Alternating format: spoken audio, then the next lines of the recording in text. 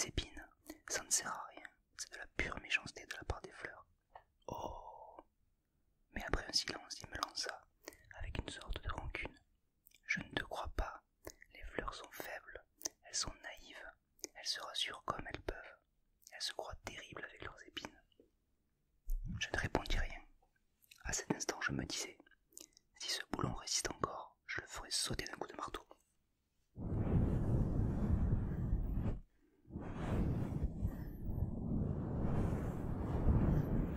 Le petit prince dérangea de nouveau mes réflexions. Et tu crois, toi, que les fleurs... Mais non, je ne crois rien, j'ai répondu n'importe quoi. Je m'occupe, moi, de choses sérieuses. Il me regarda stupéfait. De choses sérieuses? Il me voyait, mon marteau à la main, et les doigts noirs de cambouis, penché sur un objet qui lui semblait très laid. Tu parles comme les grandes personnes. Ça me fit un peu honte. Mais impitoyable, il ajouta. Tu confonds tout, tu mélanges tout. Il était vraiment très irrité. Il secouait au vent des cheveux tout dorés. Je connais une planète où il y a un monsieur cramoisi. Il n'a jamais respiré une fleur. Il n'a jamais regardé une étoile. Il n'a jamais aimé personne. Il n'a jamais rien fait d'autre que des additions. Et toute la journée, il répète comme toi. Je suis un homme sérieux, je suis un homme sérieux. Et ça le fait gonfler d'orgueil. Mais ce n'est pas un homme, c'est un champignon. Un quoi? Un champignon. Le petit prince était maintenant tout pâle de colère. Il y a des millions d'années que les fleurs fabriquent des épines. Il y a des millions d'années que les moutons mangent quand même les fleurs. Et ce n'est pas sérieux de chercher à comprendre pourquoi elles se donnent tant de mal pour se fabriquer des épines qui ne servent jamais de rien. Ce n'est pas important la guerre des moutons et des fleurs. Ce n'est pas plus sérieux et plus important que les additions d'un gros monsieur rouge. Si je connais, moi, une fleur unique au monde, qui n'existe nulle part, sauf sur ma planète, et qu'un petit mouton peut anéantir d'un seul coup, comme ça, un matin, sans se rendre compte de ce qu'il fait, ce n'est pas important ça. Il rougit, puis reprit.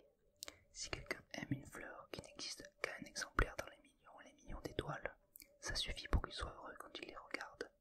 Il se dit, ma fleur est là, quelque part.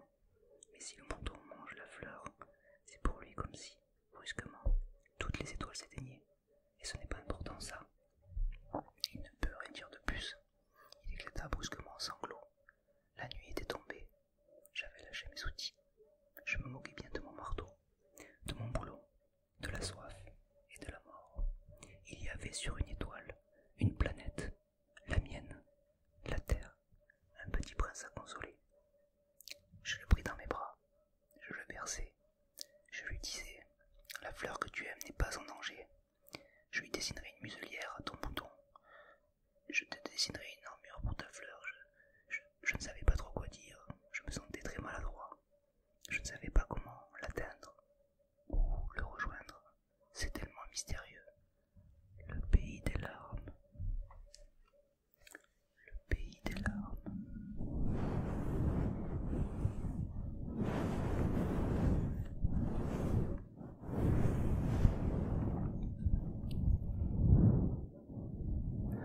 Chapitre 8. J'appris bien vite à connaître mieux cette fleur. Il y avait toujours eu, sur la planète du Petit Prince, des fleurs très simples, ornées d'un seul rang de pétales, et qui ne tenaient point de place, et qui ne dérangeaient personne. Elles apparaissaient un matin dans l'herbe, et puis elles s'éteignaient le soir. Mais celle-là avait germé un jour d'une graine apportée dans ses os, et que le Petit Prince avait surveillé de très près cette brindille qui ne ressemblait pas aux autres brindilles. Ça pouvait être un nouveau genre de baobab.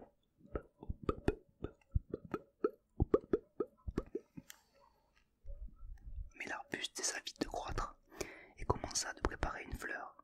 Le Petit Prince, qui assistait à l'installation d'un bouton énorme, sentait bien qu'il en sortirait une apparition miraculeuse.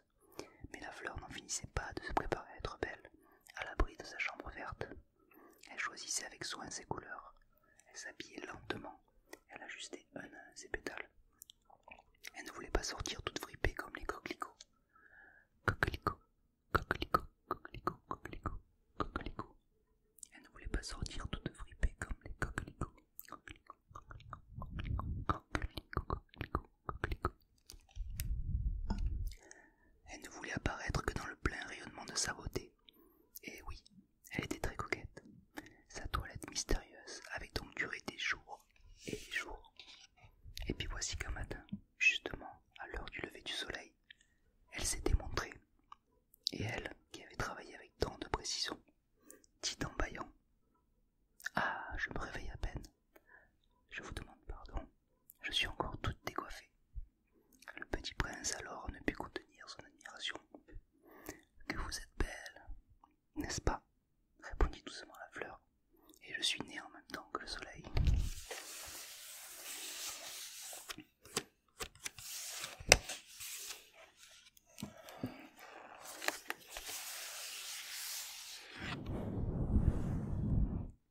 Le petit prince devina bien qu'elle n'était pas trop modeste, mais elle était si émouvante. « C'est l'heure, je crois, du petit déjeuner, » avait-elle bientôt ajouté. « Auriez-vous la bonté de penser à moi ?» Et le petit prince, tout confus, ayant été chercher un arrosoir d'eau fraîche, avait servi la fleur. Petit pop-up du petit prince qui arrose la rose.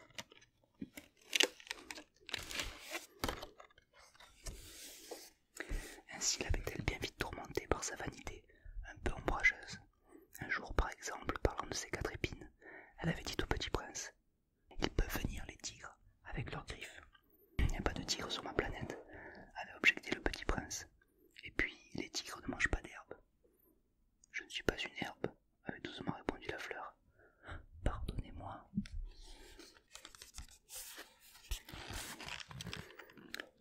Petit pop-up du tigre et de la fleur. Je ne crains rien des tigres, mais j'ai horreur des courants d'air. Vous n'auriez pas un paravent? Horreur des courants d'air, ce n'est pas de chance pour une plante, avait remarqué le petit prince. Cette fleur est bien compliquée.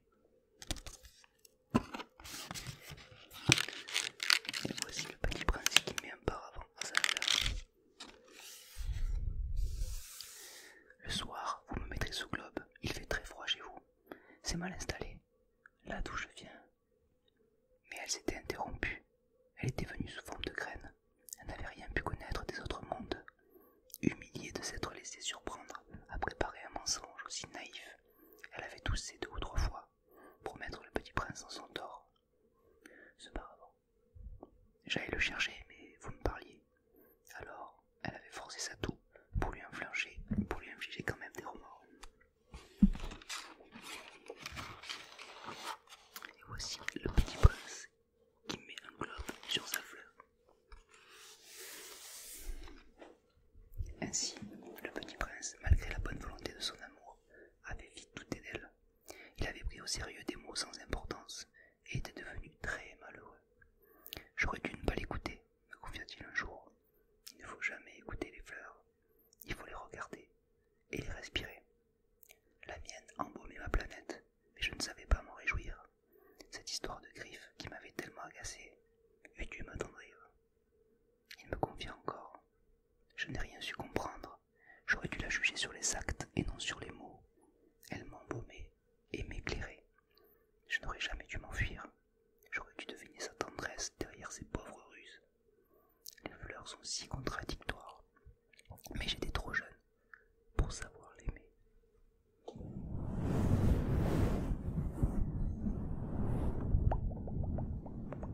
Pour savoir l'aimer.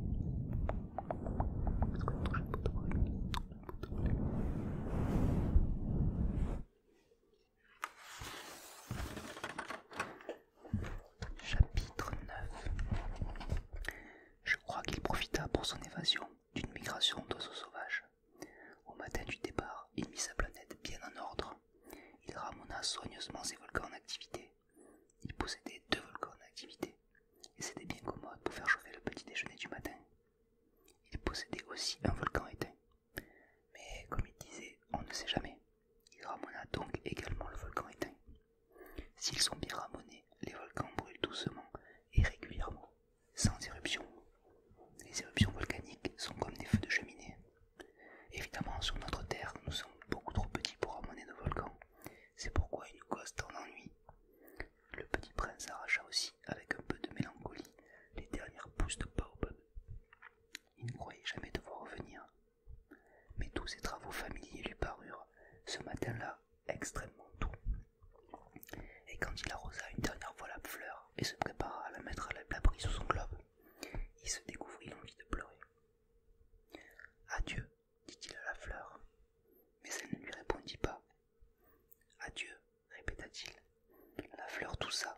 et ce n'était pas à cause de son rhume.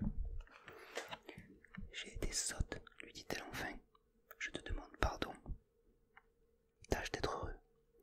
Il fut surpris par l'absence de reproche. Il restait là, tout déconcerté, le globe en l'air. Il ne comprenait pas cette douceur calme. Mais oui, je t'aime, lui dit la fleur. Tu n'en as rien su, par ma faute. Cela n'a aucune importance, mais tu as été aussi sot que moi. Tâche d'être heureux. Laisse ce globe tranquille, je n'en veux plus. Mais le vent, je ne suis pas si enrhumé que ça. L'air frais de la nuit me fera du bien. Je suis une fleur. Mais les bêtes, il faut bien que je supporte 2 ou 3 chenilles si je veux connaître les papillons. Il paraît que c'est tellement beau. Sinon, qui me rendra visite? Tu seras loin, toi. Quant aux grosses bêtes, je ne crains rien. J'ai mes griffes. Et elle montrait naïvement ses 4 épines. Puis elle ajouta: ne traîne pas comme ça, c'est agaçant. Tu as décidé de partir, va-t'en. Car elle ne voulait pas qu'il la vît pleurer. C'était une fleur, tellement orgueilleuse.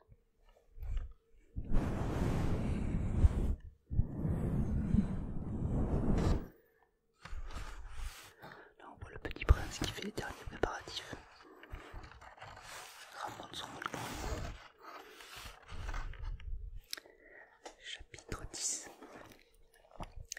Il se trouvait dans la région des astéroïdes 325, 326, 327, 328, 329 et 330. Il commença donc par les visiter, pour y chercher une occupation et pour s'instruire. Le premier était habité par un roi. Le roi siégeait, habillé de pourpre et d'hermine, sur un trône très simple et cependant majestueux. Ah, voilà un sujet, s'écria le roi quand il aperçut le petit prince. Et le petit prince se demanda: comment peut-il me connaître puisqu'il ne m'a encore jamais vu? Il ne savait pas que, pour les rois, le monde est très simplifié. Tous les hommes sont des sujets. Approche-toi que je te vois mieux, lui dit le roi qui était tout fier d'être enfin roi pour quelqu'un. Le petit prince chercha des yeux où s'asseoir, mais la planète était tout encombrée par le magnifique manteau d'hermine. Il resta donc debout, et comme il était fatigué, il bâilla. Il est contraire à l'étiquette de bâiller en présence d'un roi, lui dit le monarque. Je te l'interdis. Je ne peux pas m'en empêcher, répondit le petit prince, tout confus. J'ai fait un long voyage et je n'ai pas dormi. Alors, lui dit le roi, je t'ordonne de bâiller. Je n'ai vu personne bâiller depuis des années. Les bâillements sont pour moi des curiosités. Allons, bâille encore. C'est un ordre. Ça m'intimide. Je ne peux plus, dit le petit prince tout rougissant. Répondit le roi. Alors je t'ordonne tantôt de bâiller et tantôt de...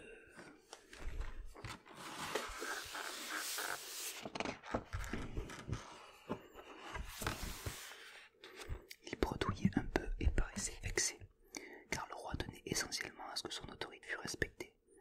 Il ne tolérait pas la désobéissance. C'était un monarque absolu. Mais, comme il était très bon, il donnait des ordres raisonnables. Si j'ordonnais, disait-il couramment, si j'ordonnais à un général de se changer en oiseau de mer, et si le général n'obéissait pas, ce ne serait pas la faute du général, ce serait ma faute. Puis-je m'asseoir? S'enquit timidement le petit prince. Je t'ordonne de t'asseoir, lui répondit le roi, qui ramena majestueusement un pan de son manteau d'hermine. Mais le petit prince s'étonnait. La planète était minuscule. Sur quoi le roi pouvait bien-il régner? Sire, lui dit-il, je vous demande pardon de vous interroger. Je t'ordonne de m'interroger, se hâta de dire le roi. Sire, sur quoi régnez-vous? Sur tout, répondit le roi avec une grande simplicité. Sur tout. Le roi, d'un geste discret, désigna sa planète, les autres planètes et les étoiles. Sur tout ça, dit le petit prince. Sur tout ça, répondit le roi. Car non seulement c'était un monarque absolu, mais c'était un monarque universel. Et les étoiles vous obéissent? Bien sûr, lui dit le roi. Elles obéissent aussitôt. Je ne tolère pas la discipline. Un tel pouvoir émerveilla le petit prince. S'il l'avait détenu lui-même, il aurait pu assister, non pas à 44, mais à 72, ou à même 100, ou à même 200 couchers de soleil dans la même journée.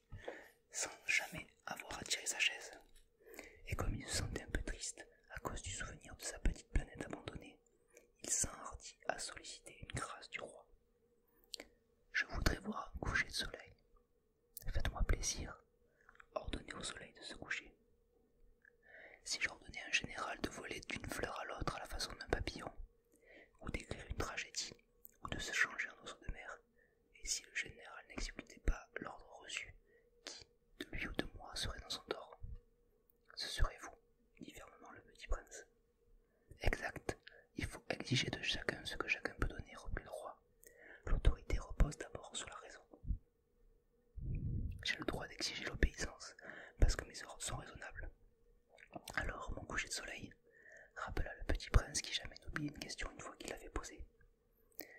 Ton coucher de soleil, tu l'auras, je l'exigerai, mais j'attendrai dans ma science du gouvernement que les conditions soient favorables. Quand ce sera-t-il? S'informa le petit prince. Lui répondit le roi, qui consulta d'abord un gros calendrier. Ce sera ce sera ce soir, vers 7h40, et tu verras comme je suis bien obéi. Le petit prince bâilla, il regrettait son coucher de soleil manqué, et puis il s'ennuyait déjà un peu. Je n'ai plus rien à faire ici, dit-il au roi, je vais repartir. Ne pars pas, répondit le roi, qui était si fier d'avoir un sujet. Ne pars pas, je te fais ministre. Ministre de quoi? De la justice. Mais il n'y a personne à juger. On ne sait pas, lui dit le roi. Je n'ai pas encore fait le tour de mon royaume.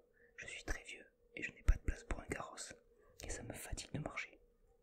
Oh, mais j'ai déjà vu, dit le petit prince, qui se pencha pour jeter encore un coup d'œil sur l'autre côté de la planète. Il n'y a personne là-bas non plus.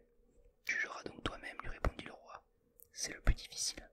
Il est bien plus difficile de se juger soi-même que de juger autrui. Si tu réussis à bien te juger, c'est que tu es un véritable sage. Moi, dit le petit prince, je puis me juger moi-même n'importe où. Je n'ai pas besoin d'habiter ici. Lui dit le roi, je crois bien que sur ma planète, il y a quelque part un vieux rat. Je l'entends la nuit. Tu pourras juger ce vieux rat. Tu le condamneras à mort de temps en temps. Ainsi, sa vie dépendra de ta justice. Mais tu le gracieras chaque fois. Pour l'économiser, il n'y en a qu'un.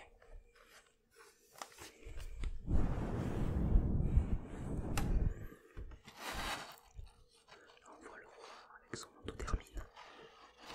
Toute la place de la planète.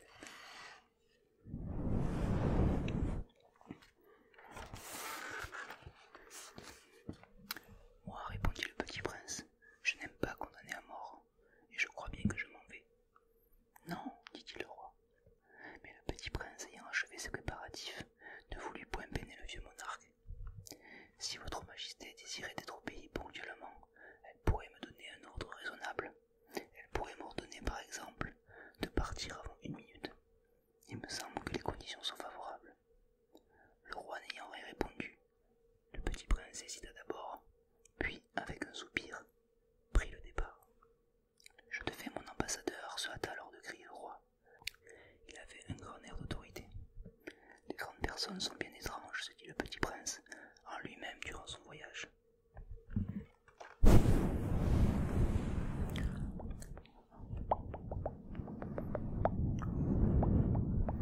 Voyage à travers les planètes, à travers les astéroïdes.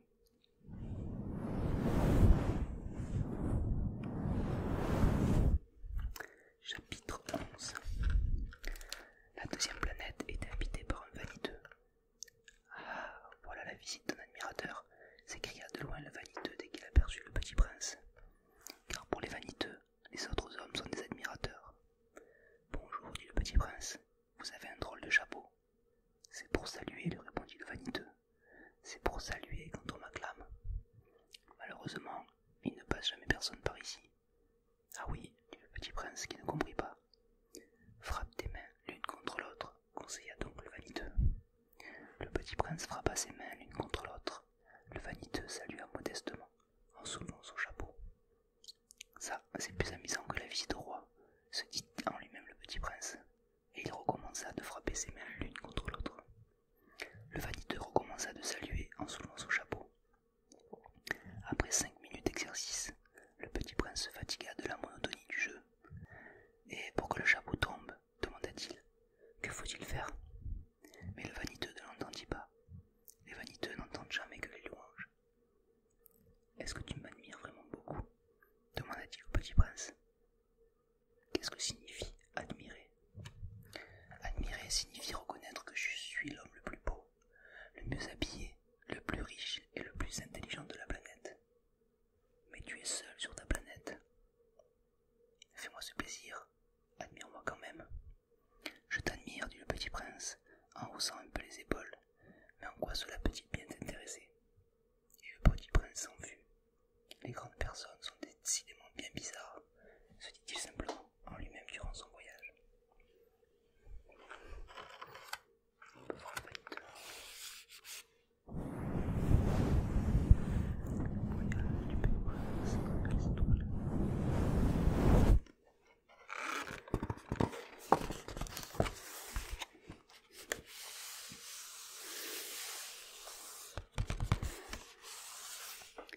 La planète suivante était habitée par un buveur. Cette visite fut très courte, mais elle plongea le petit prince dans une grande mélancolie. « Que fais-tu là » dit-il au buveur, qu'il trouva installé en silence devant une collection de bouteilles vides et une collection de bouteilles pleines. « Je bois, répondit le buveur, d'un air lugubre. « Pourquoi bois-tu » lui demanda le petit prince. « Pour oublier, répondit le buveur.